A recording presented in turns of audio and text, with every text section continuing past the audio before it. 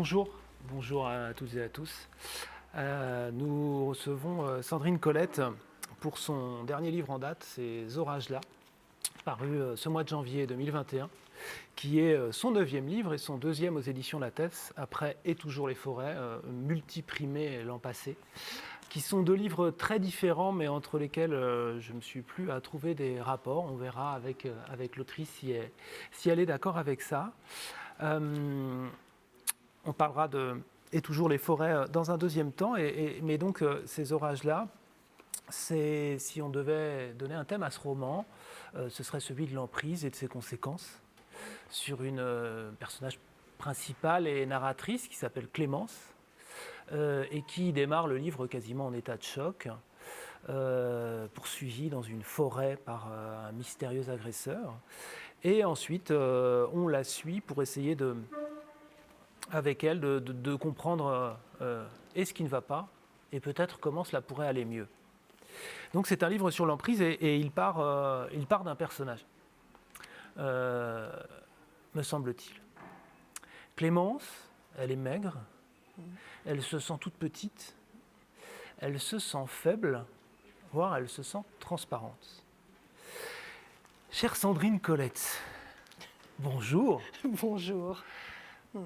Est-ce que c'est le personnage, le terrain d'entrée d'un livre comme celui-là, ou est-ce que c'est autre chose, ou est-ce que c'est un ensemble, un faisceau d'indices qui vous mène à démarrer cette histoire-là, très différente de la précédente, encore une fois?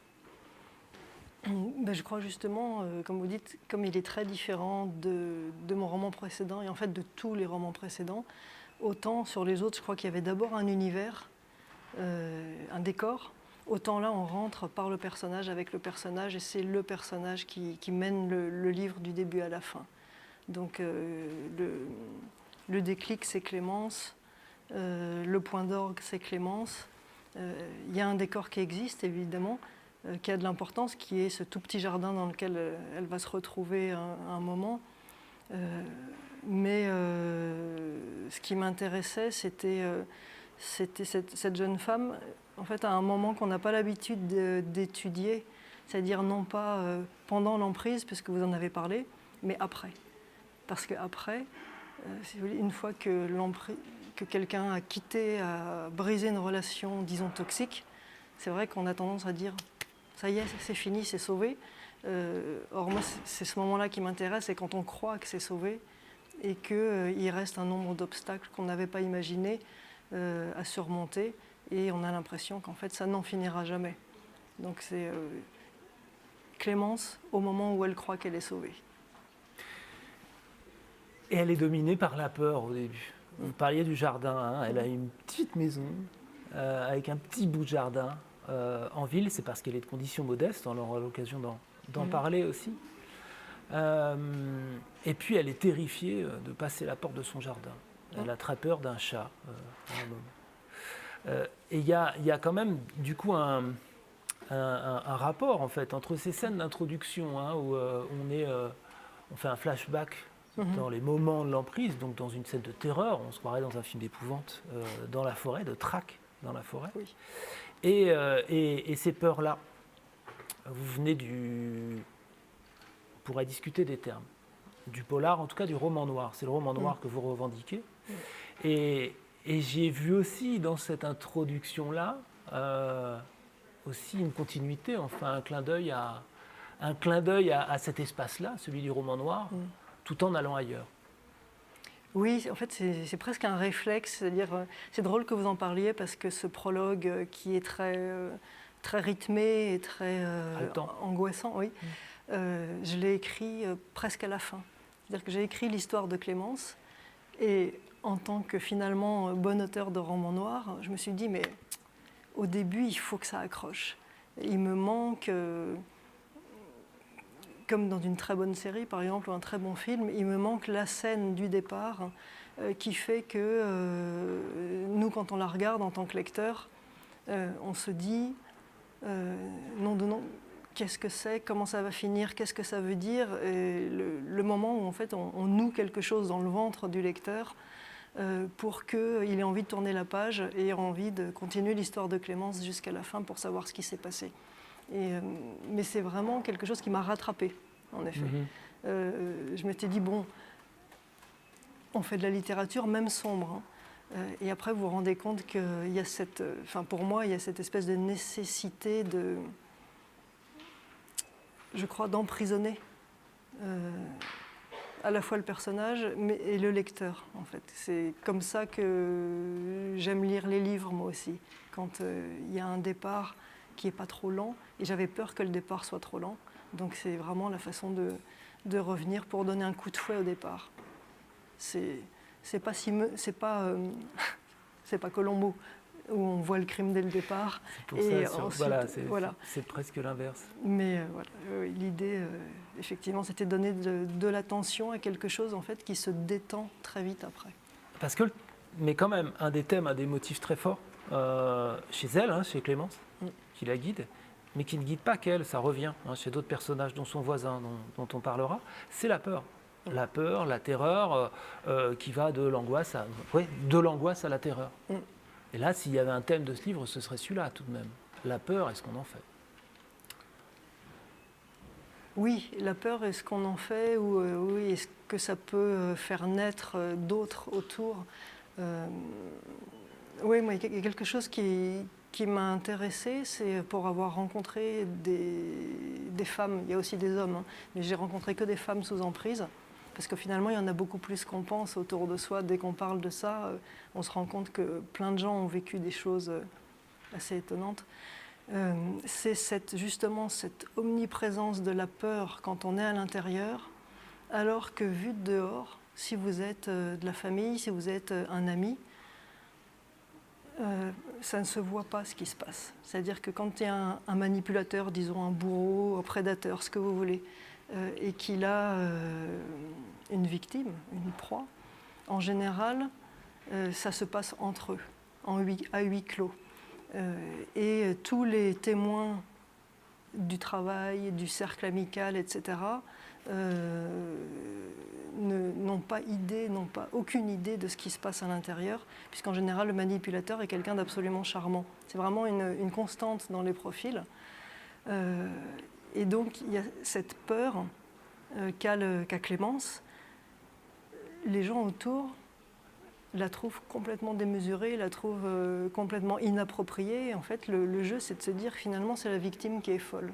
Il y a un problème de crédibilité à ce moment-là. Donc, la peur de Clémence est complètement centrale et on sait qu'elle n'habite qu'elle et que, en fait, personne ne la croit. Je crois que c'est le terme clé, c'est ça, personne ne la croit. Ouais. Clémence, elle a une faille originelle. Il s'est passé quelque chose. Alors justement, vous avez aussi l'art du twist et moi je voudrais avoir l'art de ne pas spoiler. Je dirais donc juste qu'il s'est passé quelque chose dans son enfance qui la met en faiblesse. Et de cette faiblesse, me semble-t-il, il s'empare pour la réduire. C'est-à-dire que tout au long du livre, elle est persuadée qu'il a eu raison quelque part. C'est-à-dire qu'il l'a choisie, elle, parce qu'elle était assez petite et faible pour être une victime parfaite. C'est terrible, parce que ça, c'est par exemple un des modes de réussite du dispositif de Thomas. Oui, mais quand elle se dit ça, Clémence, elle a raison. Il ne l'a pas choisi par hasard, en fait. Il y a une capacité chez... Je ne sais pas quel terme utiliser qui serait le plus juste, disons un prédateur, parce qu'il peut être de n'importe quelle sorte. Chez le prédateur, il y a une capacité à déceler l'interlocuteur vulnérable. C'est-à-dire que jamais une maîtresse femme, disons, ne deviendra l'objet de l'attention, l'objet des attaques d'un manipulateur ou d'un prédateur. C'est impossible. Il sait d'emblée que ce n'est pas possible. Et il y avait quelque chose de, pareil, c'est anecdotique, mais ce n'est pas inintéressant. J'ai travaillé un bon moment dans une université et un moment en lien avec le chef de la sécurité de cette université.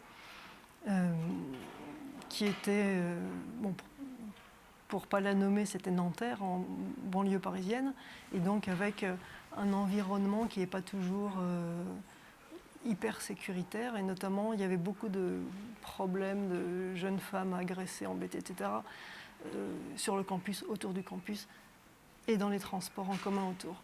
Et donc lui avait des équipes qui surveillaient un peu. Et il m'a rapporté ça. Il avait trouvé que c'était... moi, je trouve ça effrayant et en même temps fascinant. Quand il repérait un prédateur, disons, il le suivait. Il me disait, c'est incroyable, dans un wagon de RER, par exemple, ce type va regarder toutes les femmes. Et aussitôt, il comprend que celle-là, ça ne sera pas possible, celle-là, ça ne sera pas possible, celle-là, ça ne sera pas possible. Et il en voit une qui va fuir son regard, parce qu'il les regarde, il les fixe chacune, fuit son regard, tourne la tête, rougit. Enfin, il y a des micro-signes comme ça auxquels on ne ferait pas attention. Et lui, il repère aussitôt en disant, elle, ça va être possible. Et il s'approche de celle-là. Et donc, Clémence a entièrement raison quand elle dit que c'est presque sa faute à elle, parce qu'elle a cette fragilité d'origine, qu'elle est vulnérable, en fait, qu'elle est une victime née. Elle le dit à un moment tel quel qu'elle le porte sur la gueule. Et en fait, il y a de ça. Ces gens-là sont capables de repérer une fragilité chez quelqu'un, et c'est là-dessus qu'ils vont se jeter. Il y a des twists, donc des retournements narratifs dans vos livres. Ce qui est appréciable aussi, c'est qu'ils sont pas quand on s'y attend. Mais vous voyez, des fois, dans les parangons du genre, on se dit, bon, bah voilà, là, c'est le retournement attendu. Là, ils sont surprenants. Il y en a au moins 2 d'importance dans ces orages-là, de nature différente. Est-ce que vous voulez planifier complètement à quel point, ou est-ce que ça dépend de l'évolution du personnage que vous avez mis il n'est pas vivant, le personnage, hein, c'est vous qui l'écrivez, mais que vous avez mis en situation, enfin des conditions de l'expérience. Parce que j'ai lu des interviews où vous en étiez peut-être pas au même point que sur ces livres-là, je ne sais pas. C'est-à-dire à quel point c'est organisé et à quel point ça vient en cours de route. Oui. Ces twists qu'on ne doit pas révéler. Oui, donc on ne sait même pas de quoi on parle. Non, mais ces retournements narratifs, je pense que les gens comprennent, mais évidemment, ils nous en voudraient de leur dire pourquoi ils vont être surpris. Mais par contre, dans le boulot d'écrivain, à un moment, on y procède. Oui. Moi, je sais que je suis méthodique, en fait, organisée. J'ai besoin d'un cadre pour écrire. Ça veut dire qu'au moment où je commence l'écriture, j'ai besoin d'avoir mon début, ma fin, et en fait, presque un mot-clé par chapitre. D'avoir le déroulement, le fil rouge, etc.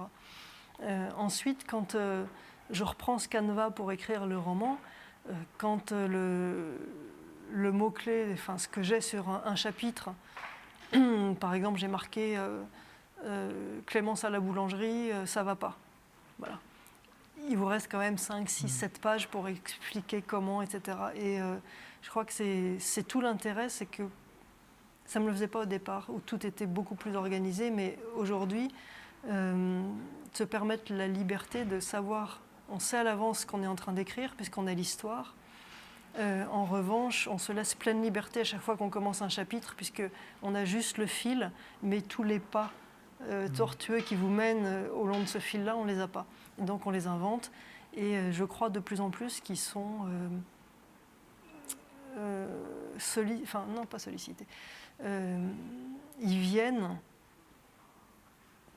par vraiment la progression qu'il y a dans le personnage, dans les personnages, dans l'histoire, etc. En fait, il y a énormément de choses dans ces orages-là auxquelles j'avais absolument pas pensé avant de les écrire au moment où je prends l'ordinateur et que je commence le chapitre. Mais ça, je dirais, c'est chouette parce que c'est-à-dire que vous vous surprenez vous-même. C'est-à-dire que vous n'avez pas l'impression de dérouler un fil qui a été bien prévu dès le départ. Il y a des surprises à l'intérieur. Les surprises viennent de la force, plus ou moins, des personnages. Vous avez des personnages dont vous vous dites qu'ils méritent de la force, plus de force, d'autres moins, etc. Et puis, je crois que moi, il y a une question que je me pose en permanence qui est qu'est-ce que j'aimerais lire, moi, comme histoire ? Pas écrire, c'est si je lisais ce livre, qu'est-ce qui me ferait dire oh, waouh, et pas juste défiler en disant oui, bon, ok.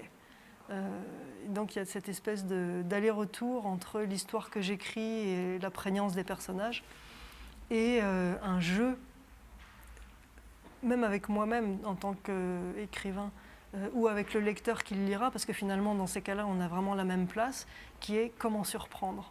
Puisque c'est ça que j'aime, moi, dans un livre, c'est être surprise quand je lis un livre. Donc j'essaye de faire ce que j'aimerais lire.